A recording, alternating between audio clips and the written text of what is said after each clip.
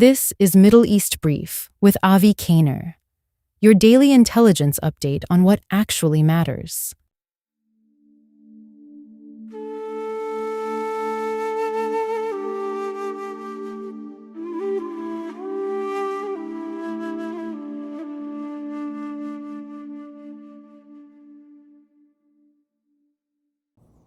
Who really rules Iran today? For nearly 4 decades, there was little doubt about who ruled Iran. One man, the supreme leader. Today, that answer is far less obvious. With the current war, Iran emerged with a new leadership structure, a new balance of power, and a new generation of decision makers. When American diplomats say they are negotiating with Iran, who exactly do they mean?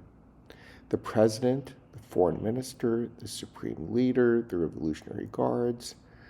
The answer today is all of them and none of them. For nearly 40 years, Ayatollah Ali Khamenei stood at the top of the pyramid. Every major national security decision, every military decision, every strategic decision ultimately flowed through one person. When Khamenei was killed early during the war, many believed the Islamic Republic would collapse. Instead of collapsing in the literal sense, it adapted. What has emerged is a more complicated Iran. Power is now decentralized, shared among a large number of people and institutions. The easiest way to understand today's Iran is with an analogy. Imagine the old American mafia after the death of the boss of bosses, the capo dei capi.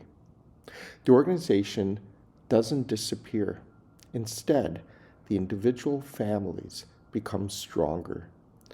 One family controlled the docks, another controlled construction, and on and on. Sometimes they cooperated, and sometimes they competed. No single boss spoke for everyone. That analogy helps explain today's Iran. There is still a government, there is still a president, there is still a foreign minister, but the real influence is spread across multiple powerful people, families, and institutions. Let's begin at the top. The new supreme leader, Ayatollah Mojtaba Khamenei, if he's even alive, succeeded his father. But unlike his father, he inherited a country in crisis. His authority depends heavily on military and security establishments. Instead of being a true supreme leader, he is just the supreme figurehead with no real power. Diplomatically and politically, the figureheads continue with no real power either. Even under Khamenei, they held no real power. The president, Masoud Pezeshkian, the foreign minister, Abbas Araghchi, the speaker of parliament, Mohammad Bagher Ghalibaf, the chief justice, Ghulam Hussein Mohseni Ejei. These officials represent Iran diplomatically.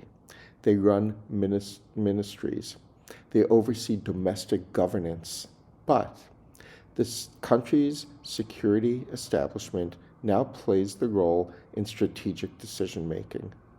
That brings us up to the most powerful single institution in Iran, the Islamic Revolutionary Guard Corps, the IRGC.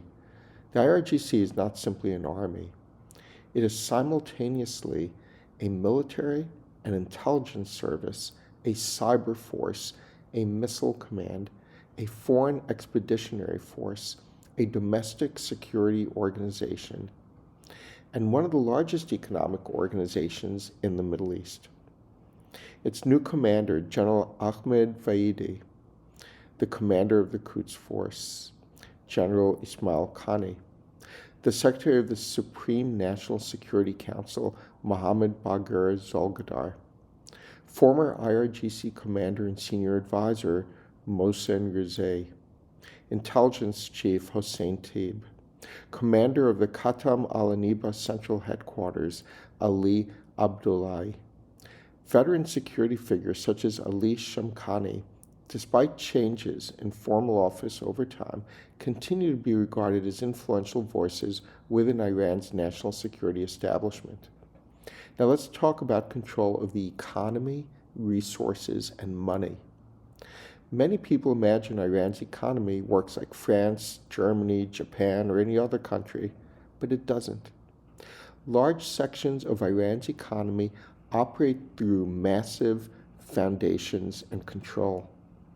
Military-owned companies, state-linked conglomerates. Think about virtually every strategic sector. Oil, natural gas, petrochemicals, shipping, ports, steel, mining, banking, insurance, telecommunications, construction, transportation, railroads, automotive manufacturing, agriculture, food production, real estate, energy, financial services. Somewhere inside every one of those industries, you'll find either the Revolutionary Guards, one of the giant religious foundations, or another state-linked enterprise. One of the largest is Khatam al-Anbiya Construction Headquarters. It builds pipelines, refineries, ports, railroads, highways, power plants, dams, oil and gas facilities. Another giant, the Mostazafan Foundation, led by Hussein Dagan. Its holdings include construction, mining, transportation, tourism, hotels, manufacturing, agriculture, finance, energy, and real estate. Another, Astan Kuj Razavi, is led by Ahmed Marvi. Its businesses include agriculture, food production, mining, financial services, housing, healthcare, energy, construction, and industrial manufacturing. And then there is Satad, for years associated with Mahmoud Mokber. Its investments stretch across pharmaceuticals, telecommunications, real estate, insurance, banking, industrial manufacturing, agriculture, and energy. And there are well-known businessmen, Babak Zanjani, associated with oil trading, transportation, finance, railroads, logistics. Mahmoud Hussein Shamkhani, associated with global shipping, energy exports, commodity trading, and tanker fleets. Ali Ansari, associated with banking, finance, commercial investments, and overseas property. There are also executives and financiers connected to international shipping and commercial networks, including Hussein Gurbani Zahid, Mahmoud Riza Rabar Madani, Ali Rakbar Madani, Alessandra Ranco, and Martin Austin Kalund, whose names have appeared in international sanctions and shipping investigations. Now notice something. These aren't simply politicians.